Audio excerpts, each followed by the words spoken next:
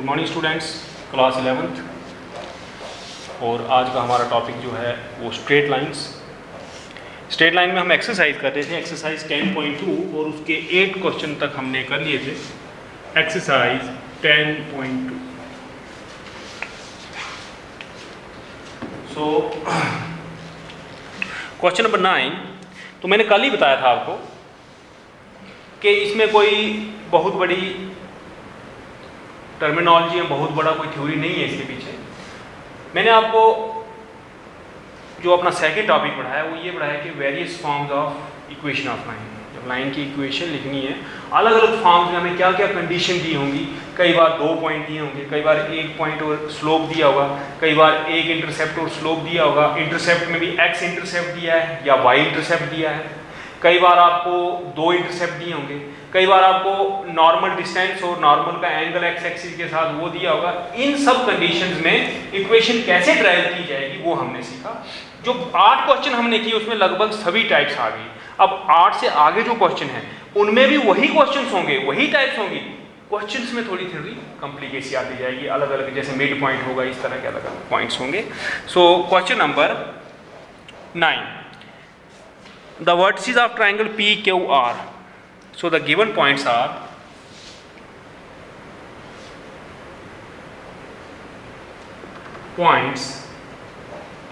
P 2 1, Q -2 3 and R 4 5। Point तो ये given है। उसके बाद क्या है, find the equation of median through the vertex R। तो ये ट्राइंगल बना रहे हैं तीनों पॉइंट, और R से जो मीडियन, सपोज करो यहाँ R है, तो R से जो मीडियन है ये, इसकी इक्वेशन फाइंड करनी है। तो यहाँ पे P रख लो, यहाँ पे Q रख लो।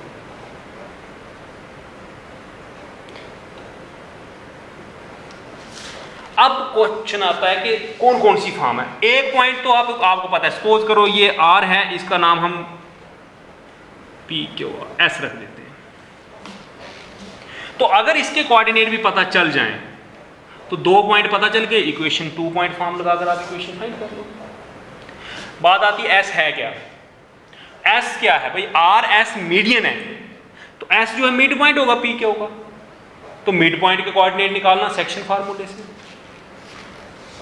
Late S be the mid point of PQ, then coordinates of S are 2 - 2/2, 1 + 3/2, that is 0 4/2। तो इसके कोऑर्डिनेट्स पता चल गए, 0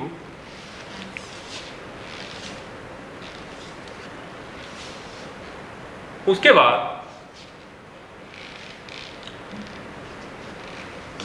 नाउ 2 पॉइंट पता चल गए तो आप इस लाइन की इक्वेशन निकाल सकते हो। Equation of the median RS is, so y - 2 is equal to 5 - 2 upon 4 - 0 x minus y minus y1, so x minus 0। इसमें y - 2 is equal to 5/4 x। This implies 4y - 8 is equal to 5x, or 5x - 4y + 8 equal to 0। This is your answer। एक minute, 5 4 to 8 4y 3 है, 5 - 2 3 3x। Answer गलत आ रहा, 3x। 5 - 2 3 होगा। तो देखें, अब मैं आपको बताता हूँ ये क्वेश्चन होगा, which is the required equation. ये हो गया। अभी तक जो हमने क्वेश्चन नंबर 8 तक जो कल के लेक्चर में हमने क्वेश्चंस किए, वहां क्या था, यहां से आगे क्वेश्चन होता था। 2 पॉइंट्स दिए होते थे, डायरेक्ट आपको कहते थे इक्वेशन फाइंड करो, आप 2 पॉइंट फार्मूला यूज करते थे, इक्वेशन बन।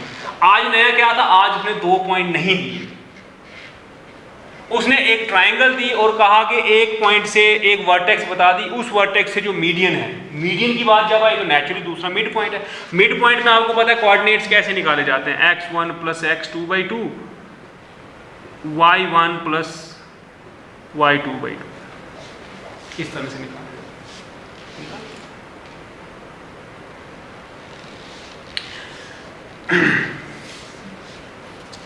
इसी तरह के क्वेश्चन, अब कंडीशंस अलग अलग होंगी, लेकिन वही 7 इक्वेशन जो मैंने पढ़ाई, 7 फार्मूले जो मैंने पढ़ाए, उन्हीं के क्वेश्चंस होंगे।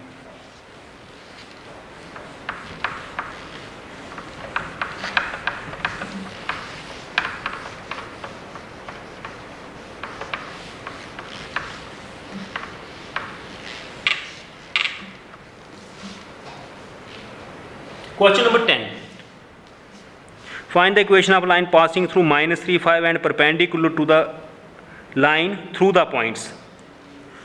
So पहले 2 पॉइंट्स हैं, मैं आपको समझाने के लिए लिख देता हूं। यहां पर है 2, 5 -3, 6। तो मैं प्लेन ड्रा नहीं कर रहा हूं, जनरली बोर्ड पे आपको एक लाइन 2 पॉइंट से ड्रा हो रही है, पास हो रही है, दूसरी लाइन इसके परपेंडिकुलर है और पास हो रही है कौन से पॉइंट से, -3, 5 से, -3, 5 से। कह रहा है इसकी इक्वेशन निकालो। अब इसकी पूछी होती, सपोज करो ये है AB, ये मान लो है C, उसने पूछा होता कि लाइन AB से जो पास हो रही, जो AB लाइन है, इसकी इक्वेशन फाइंड करो, फिर तो आप बहुत आसानी से फाइंड कर लेते, लेकिन उसने इसकी नहीं पूछा, उस परपेंडिकुलर। तो एक पॉइंट गिवन है, अब या तो आप ये पॉइंट फाइंड कर लो तो 2 पॉइंट फॉर्म, या आप स्लोप फाइंड कर लो, या पॉइंट फाइंड, ये एक पॉइंट और इस लाइन पे फाइंड कर लो, या आप क्या करो कि यहां पर कोई इसका स्लोप निकाल लो। तो स्लोप और पॉइंट स्लोप फॉर्म यूज करके आप कर सकते हो। सपोज करें इस वाली लाइन का स्लोप जो है m1 है और इस वाली लाइन का स्लोप m2 है, तो परपेंडिकुलर लाइंस के स्लोप में क्या होता है, प्रोडक्ट -1 होता है। तो इसका स्लोप में कैसे निकाल सकता हूं, 2 पॉइंट पता है, स्लोप निकल सकता है। सो क्वेश्चन 10 मैं फिर रिपीट करता हूं, हमें गिवन था एक लाइन A और B से पास हो रही है, दूसरी C से पास हो रही है और AB के परपेंडिकुलर है, कह रहा है इसकी इक्वेशन निकालो। मैं क्या करूंगा, इसका स्लोप निकालूंगा, इसका स्लोप m2 मान लूंगा, दोनों का प्रोडक्ट -1 करूंगा, मुझे इधर इसका स्लोप भी मिल जाएगा, स्लोप और पॉइंट मिल गया, क्वेश्चन हो गया। Let slope of the line through A 2, 5 and B -3, 6 is m1 is equal to 6 minus 5 upon -3 minus 2, that is 1 by -5. Let slope of perpendicular line is equal to m2. जो perpendicular line है उसका slope मान लो m2 है, then m1 m2 is equal to -1. This implies m2 is 5. Slope निकल गया। Now the perpendicular line has slope 5 and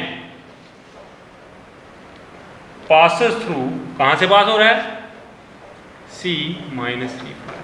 Therefore, equation of perpendicular line is y minus y1 is equal to m5 x minus x1, or y minus 5 is equal to 5x plus 15. 5x minus y, so plus 15 plus 5 is equal to 0, or this is your answer. ठीक है, तो पहले मैं बता चुका हूँ अलग अलग कंडीशंस होंगी, उनसे हम ये करेंगे।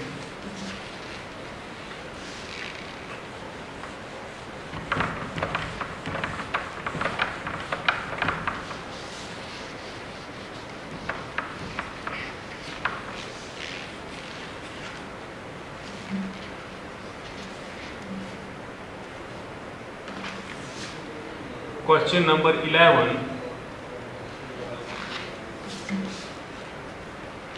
a line perpendicular to the line segment joining the points 1, 0 and 2, 3 divides it in the ratio 1:n. एक लाइन है, पॉइंट्स के नाम में डाल देता हूँ, कोऑर्डिनेट दिए हुए थे 1, 0 से और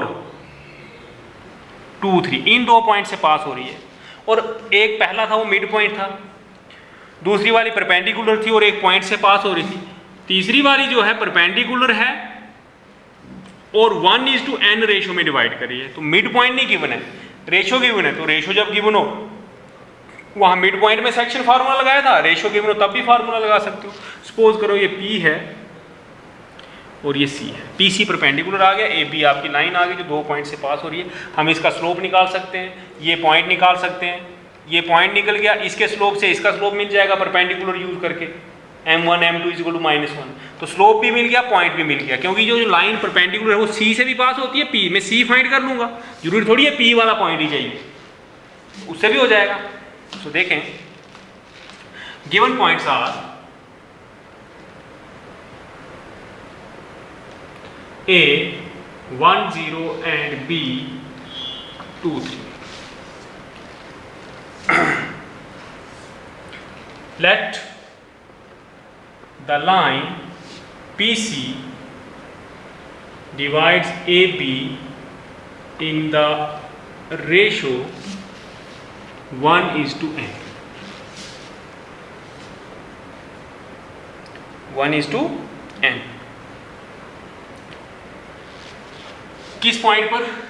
एट C, डिवाइड कर रहे हैं C पॉइंट पर। Therefore, coordinates of C are, देखें section formula 1:2, 2n × 1 n, n + 2/n + 1, और दूसरा 1:3, 3n × 0, 0, so 3/n + 1। ये कोऑर्डिनेट है भाई, using section formula, using section formula. 10th में पढ़ा था मैंने, 11th में भी रिवाइज कराया आपको इस चैप्टर को स्टार्ट करते टाइम। सो आपने कोऑर्डिनेट्स निकाल दिए C के। अगेन स्लोप ऑफ AB, उसका नाम मैं m1 रख देता हूँ, वो आ गया 3 - 0/2 - 1, that is 3/1, that is also let slope of PC is equal to m2. Then since PC is perpendicular to AB, therefore m1 m2 is equal to -1. This implies 3 × m2 is equal to -1. This implies m2 is -1/। तो देखें, इस point के coordinate भी मिल गए और इसका slope भी मिल गया। स्लोप है इसका m2 is equal to -1/। तो अब हम क्या कर सकते हैं, हम इसको अब इक्वेशन निकाल सकते हैं। Therefore equation of PC is y - y1 3/n + 1 is equal to -1/3 x - n + 2/n + 1। ठीक है, this implies y is equal to -1/3x plus n + 2/3 n + 1 plus 3/n + 1। ये इधर लिया, माइनस था, इस तरफ लिया, प्लस होगा।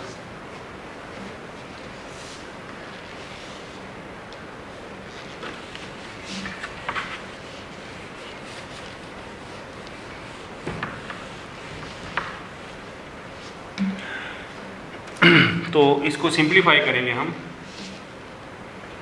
और y is equal to -1/3x plus इन दोनों में एलसीएम आएगा 3n + 1, तो ये हो जाएगा n + 2 + 3 = 9। एलसीएम लिया, उससे मल्टीप्लाई किया, so your answer is y is equal to -x/3 plus n plus 11/3 n plus 1 इस योर आंसर। ये क्वेश्चन नंबर 11 था।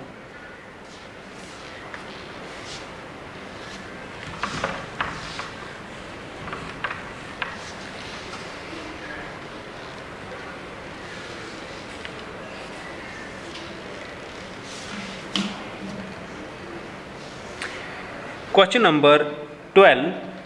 Find the equation of a line that cuts off equal intercepts on the coordinate axis.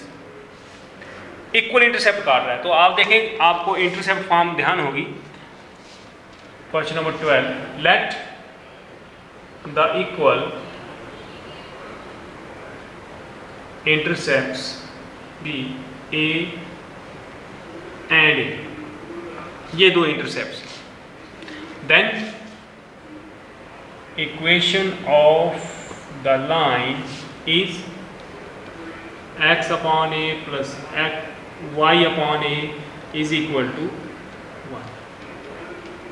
Intercept form use की मैंने, वो होती थी x upon a plus y upon b is equal to 1. यहाँ x और y equal है, sorry a और b जो है इक्वल है. सो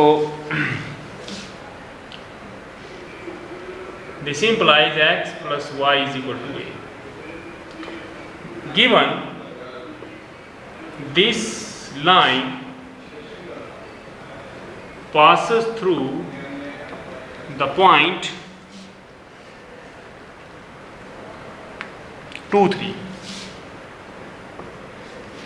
Therefore, from first 2 plus 3 is equal to a. This implies a is equal to 5. Hence, the required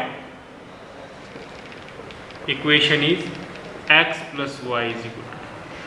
This is your answer.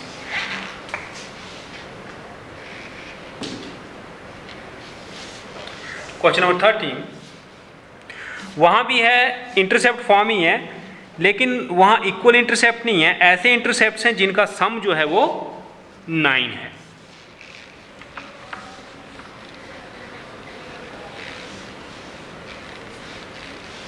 यहाँ equal थे, ए और बी की जगह मैंने ए ही लिखा, लेकिन क्वेश्चन नंबर 13 में वो डिफरेंट है.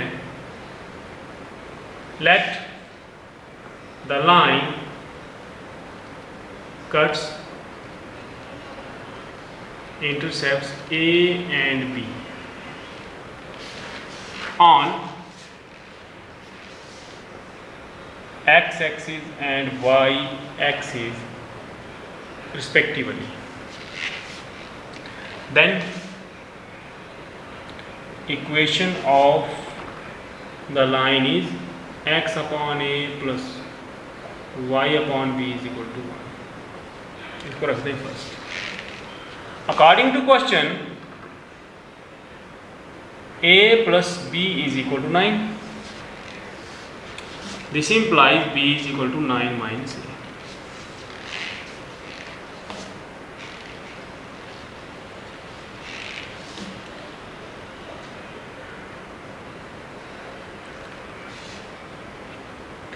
Also, the line passes through the point. कौन से पॉइंट से पास हो रही है? बुक पे देखना पड़े. 2, 2. Therefore, from first 2 by a plus, ये मैंने पहले भी किया. ऐसा क्यों है? पिछले क्वेश्चन में भी यही किया. जो भी लाइन जिस पॉइंट से पास होती है, या जो भी पॉइंट जिस लाइन के ऊपर होता है, वो उसकी इक्वेशन को सेटिस्फाई करता है. और सिर्फ लाइन के केस में नहीं, in case of any curve, points lying on the curve satisfy it's equation, and points on the equation and equation passing through a point is satisfied by that point. किसी भी point से जो line पास होती है या curve pass होता है, वो पॉइंट उसकी इक्वेशन को सेटिस्फाई करते हैं. सेटिस्फाई करने का मतलब इसका एब्सिसा x की जगह लिख सकते हो, इसका ऑर्डिनेट y की जगह लिख सकते हो. वही लिखा मैंने.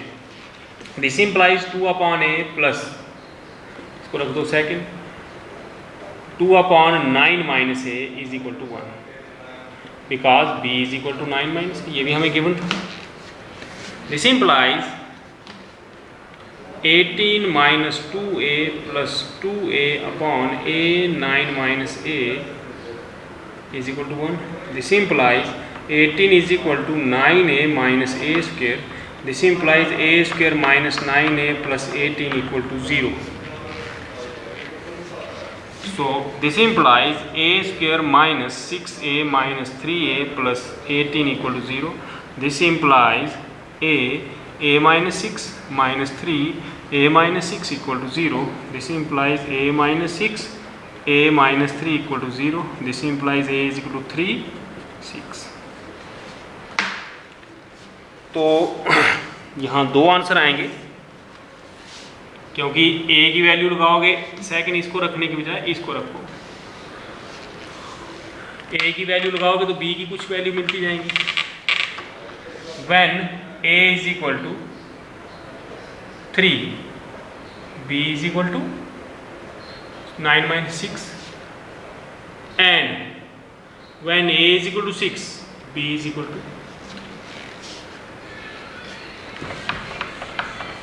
ठीक है, ये दो केस आ गए। एंड की जगह और लिखो। This implies equation of the line is x upon 3 plus y upon 6 equal to 1, or x upon 6 plus y upon 3 is equal to 1. This implies 2x plus y is equal to 6, or x plus 2y is equal to 6. ये दो में से आपके answer है, या ये answer या ये आंसर। आंसर चेक कर लें आप, दो आंसर होंगे इस क्वेश्चन के। क्वेश्चन नंबर 14,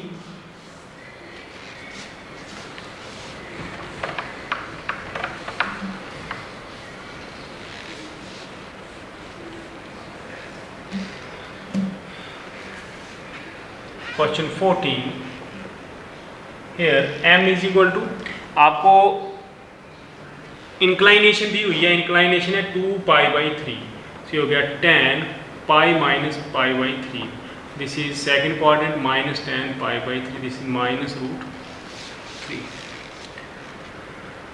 उसके बाद आपको